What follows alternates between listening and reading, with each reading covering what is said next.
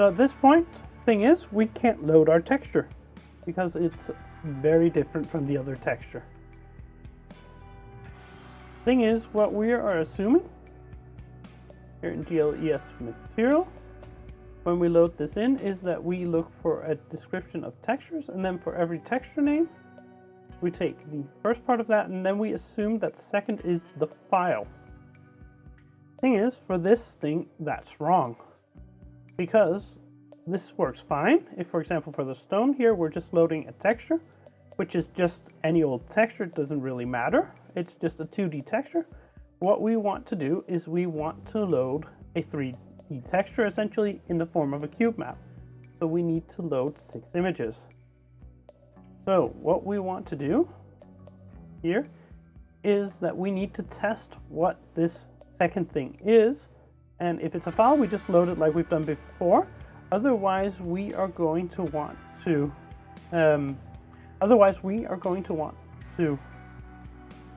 lost my train of thought. Otherwise, we need to create this not as a 2D texture, but as a cube map, which involves loading multiple bits of data. So we are using a nice little library to get this YAML stuff. So we're just going to quickly have a look at YAML CPP and see if we can find some documentation. I vaguely remember documentation being a problem for this. So we're going to go straight into the headers, because we probably have a node of some sort at this point.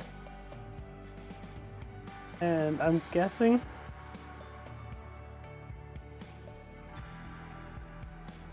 and we can ask possibly if it is a map.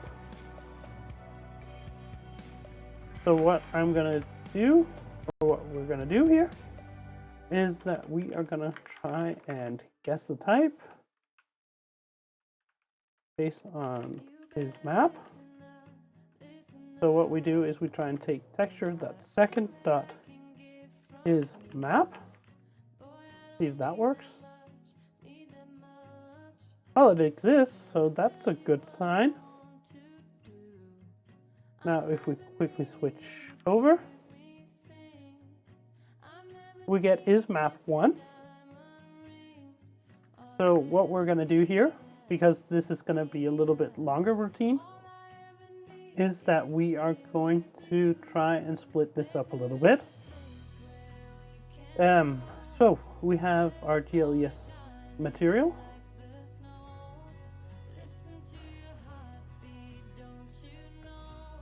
And what I would like to do is that I would like to have it set up so that we can do these in separate functions rather than having one massive constructor here, because I don't like the idea of one massive constructor. So what we're going to do, like we have a load shader, we're going to do a GLUint load texture 2D,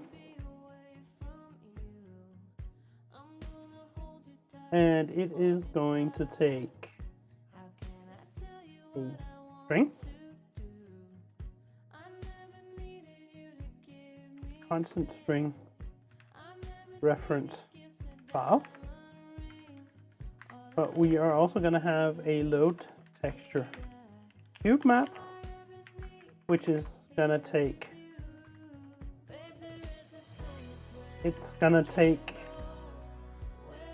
question is, does it take 6 names or does it take an array of 6?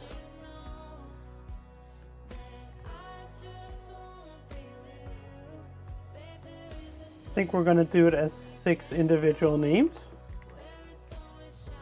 because that's going to be beautiful, but it's also going to be more obvious what we're doing. So we have a top, we have a bottom, we have front, left, right, and left. Now, front, back, left, and right. There we go. So what we want to do is we want to go here, and make GLES material load texture 2D.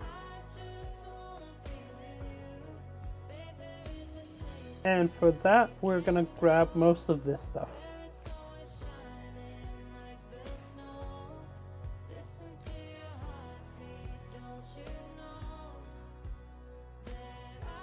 Now, do we use this textures?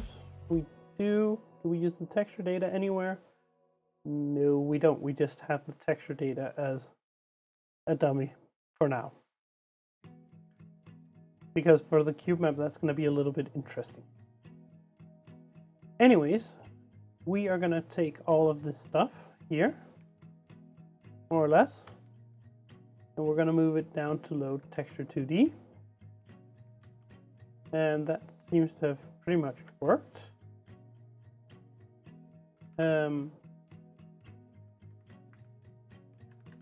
Only thing is that I want to pull this stuff out.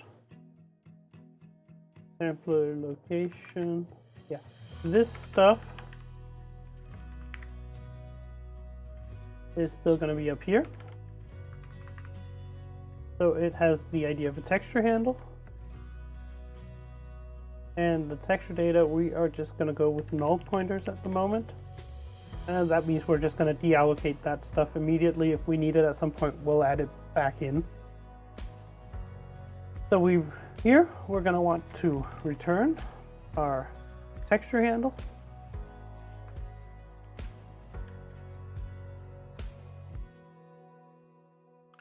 So we're going to create a GLUint here to store our Thanks, Regan. It helps a lot when I forget to switch to the editor.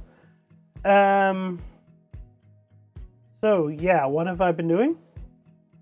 Moving stuff around. So all the loading and setting of our 2D texture is gone from our constructor here. It's moved down here.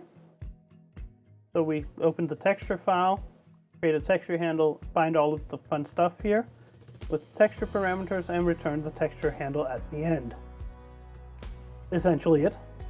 So that means that here we need to create our texture handle.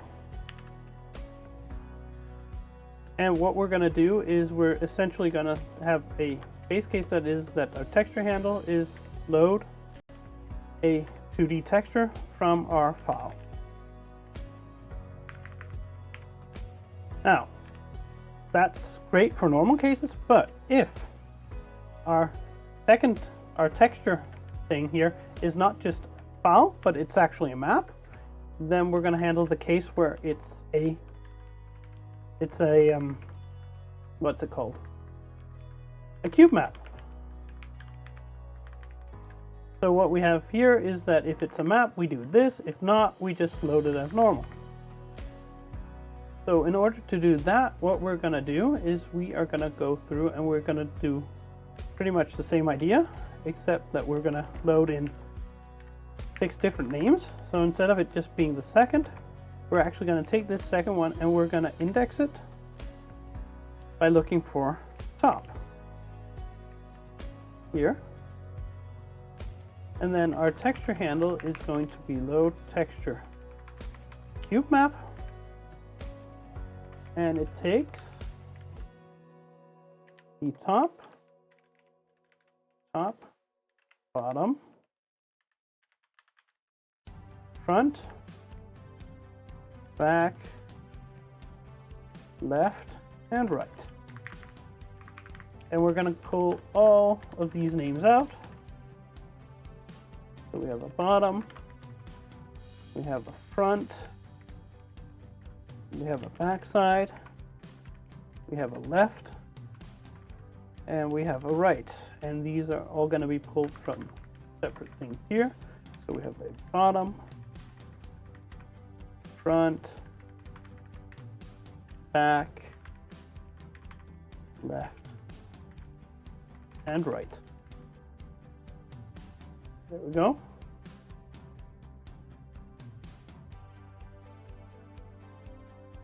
So we don't have the routine for loading a cube map. So loading cube map. It's very close to being the same as loading any other texture, but of course it's not exactly the same. At some point I might set up my editor so that it doesn't do these annoying line breaks. Still, we need to grab a texture handle. We need to generate that texture handle. We need to find it, but we're not going to find it as texture 2D. We find it as texture cube map.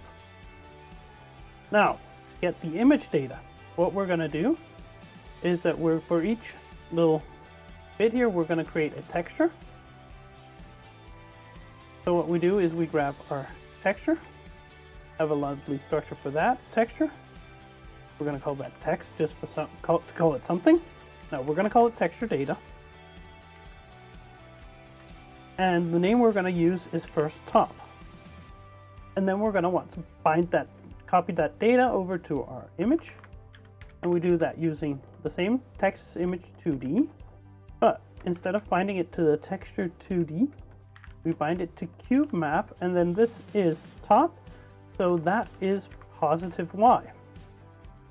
Still RGBA, still get the width and height of the texture data,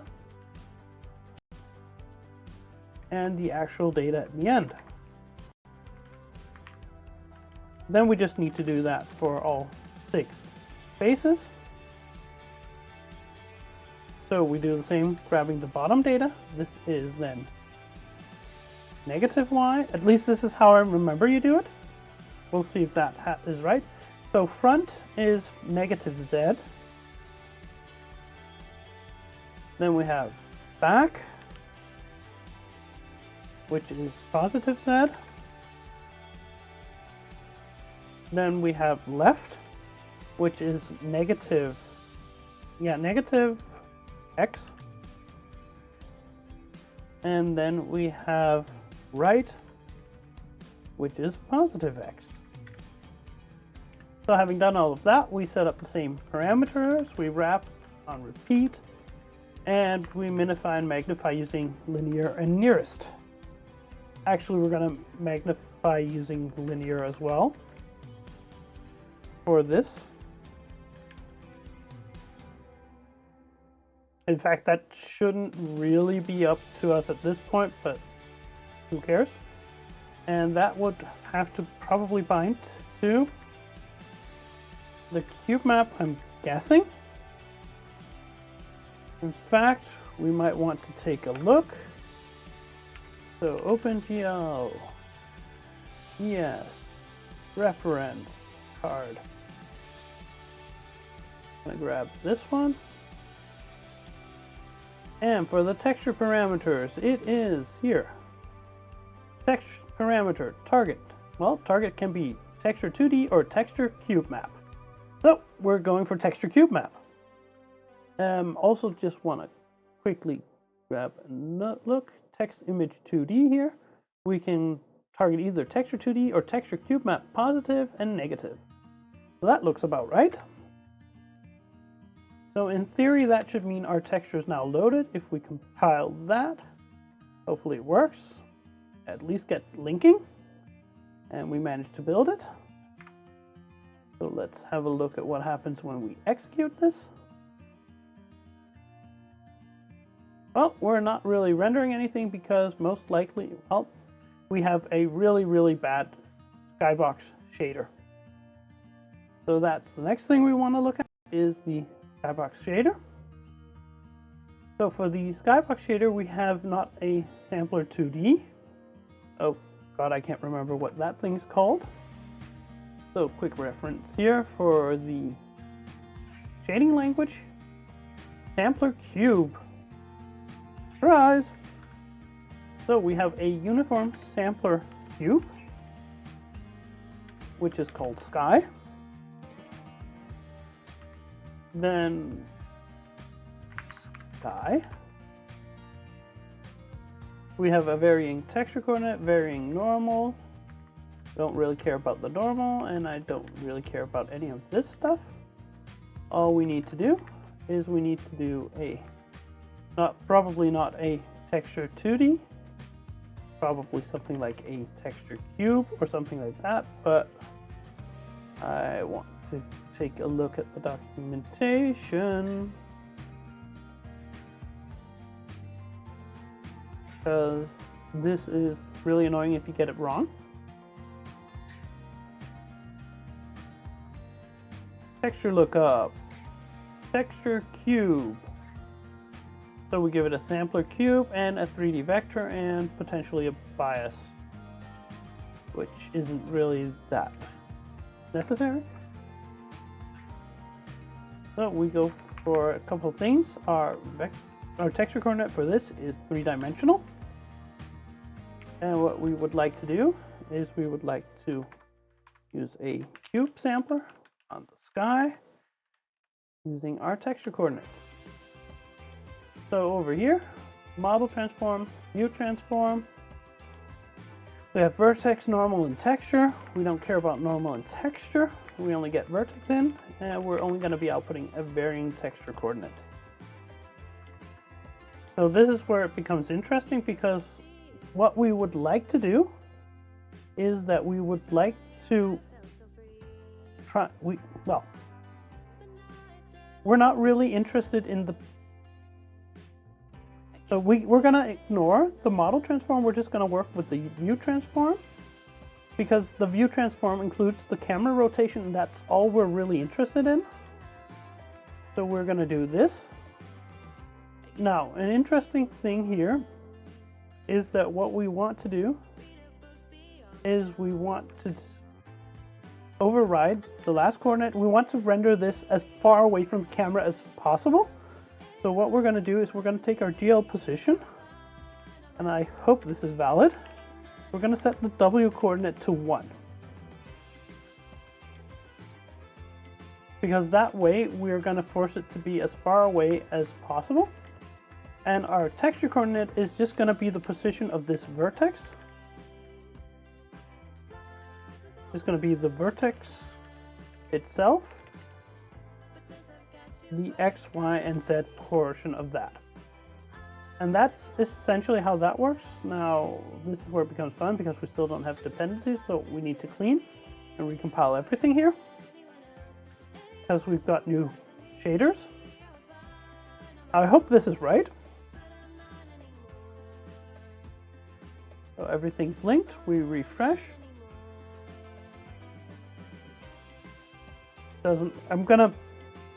All of this debug info I'm just gonna pull out quickly, because it's really preventing me from seeing the initialization of the program, and that's a little bit annoying. So loading chunks is from the world. It has loaded chunks, missing chunks, and the new chunk. And then counting vertices and indexes is from the chunk renderer here. So we're just going to kill that off, recompile for a moment, and we're going to switch back here, and it's recompiled. So you can see we're loading a lot of things. Must have a compiled vertex shader attached. So seems like we're doing something that's not working. Getting a lot of WebGL warnings here.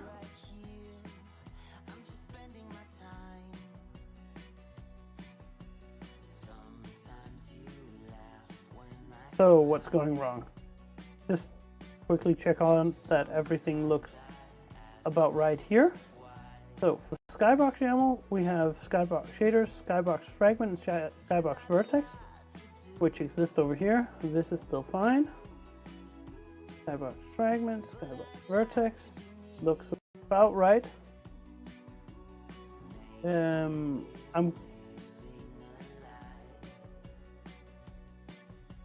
I vaguely remember that we tried to reduce some of the debugging output here, which kind of broke stuff. I want to pull out some of this at least, because I suspect there's some debug information that we're not getting right now. I could also go into our index file here and say I want 10,000 characters, not just 1,000. Yeah, let's try that. Switch over, refresh. I'm getting some stuff here. Shader compiler, floating point suffix unsupported prior to GLES3, syntax error. Well, my idea that I wanted to ensure that this was a floating point seems to have backfired. We're just going to do that. And I need to clean and build.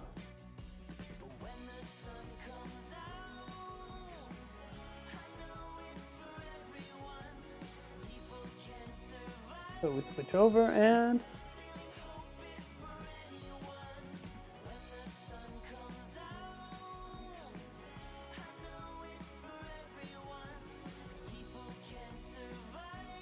so I'm getting a lot of OpenGL warnings.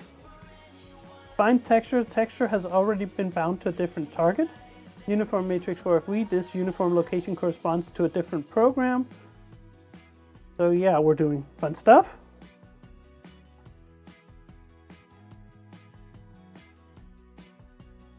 So I get the idea that we might need to do probably the issue here is that so one of the things, the uniform matrix part here is simply because, okay, so I need to bind the texture differently here. I can see that. Need to store the kind of texture it is.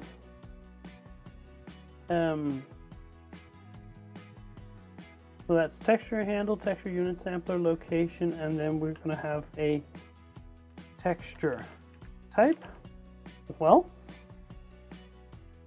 which I'm going to use here. Now our textures thing here is currently a tuple of glint, integer, glint, and the data, and this is then going to add a glenum here, because we also need to grab that.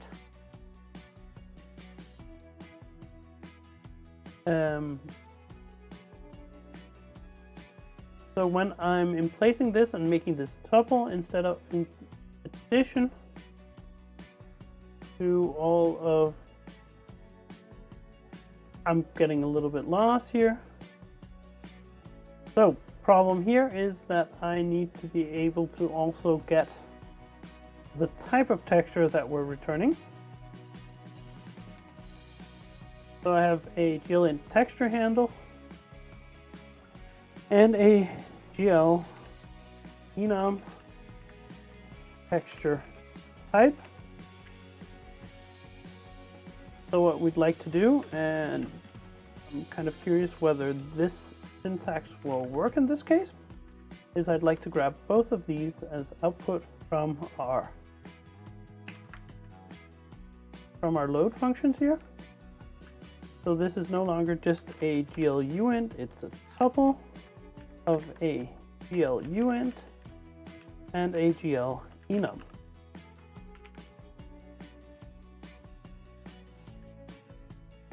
And for the material here, for the header file, I want to specify the same. See if that compiles.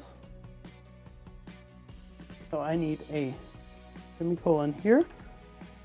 But that seems to be the only problem. Yeah, semicolon, not comma.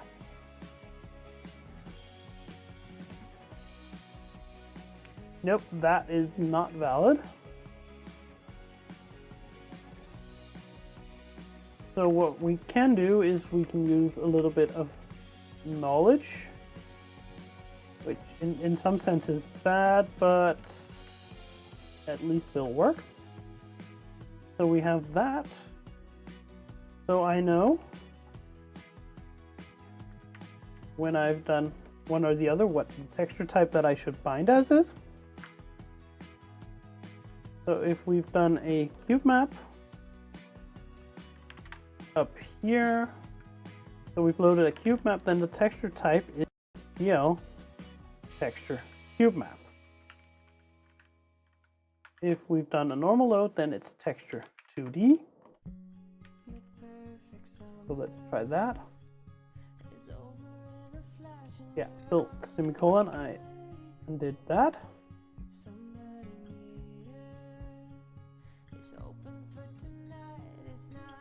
So far so good. The other thing is that actually for our skybox render here, I'm actually using the wrong model transform and vertex attribute, because what I should be doing is I should actually be querying them from the skybox material. So what I'd like to do is grab the model transform here based on the material that I have right now. I'd like to get the vertex normal attribute here, and then no, I don't want to do it. I want to get the uniform model transform here. Now the nasty thing is I'm not getting the view transform in here, which is actually the one I'm interested in. And I can't pass that without having it. So we need to add for our renderable to actually get the view transform as well. So we have the current model transform here, and a center chunk, and lots of other fun. I want to get the view transform as well.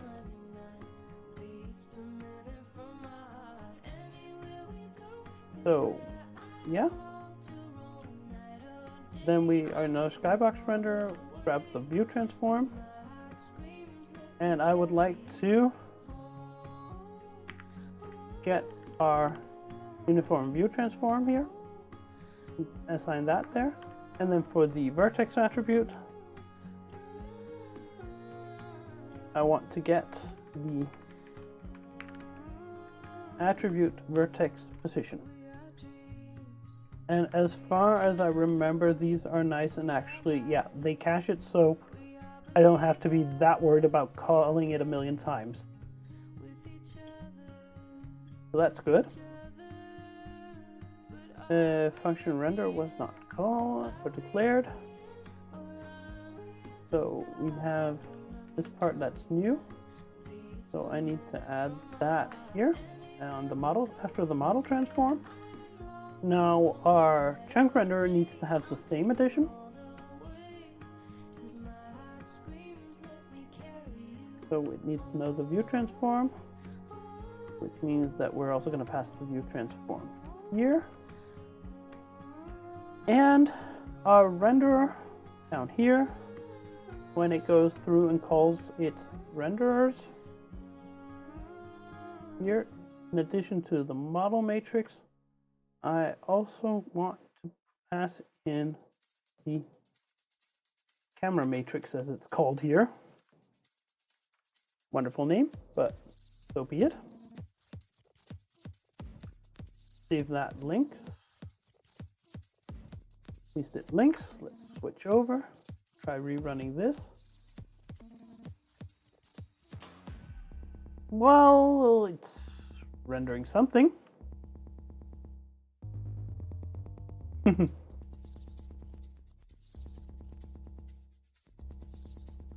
Definitely looks interesting.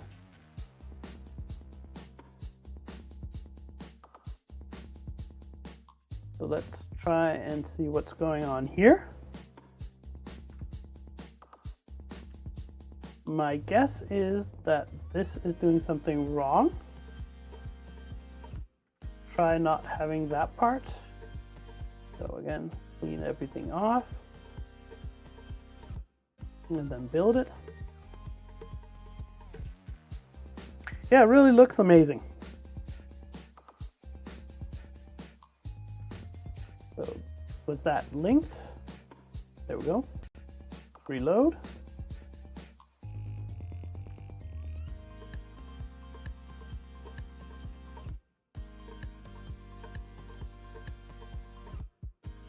Okay, that's really quite interesting.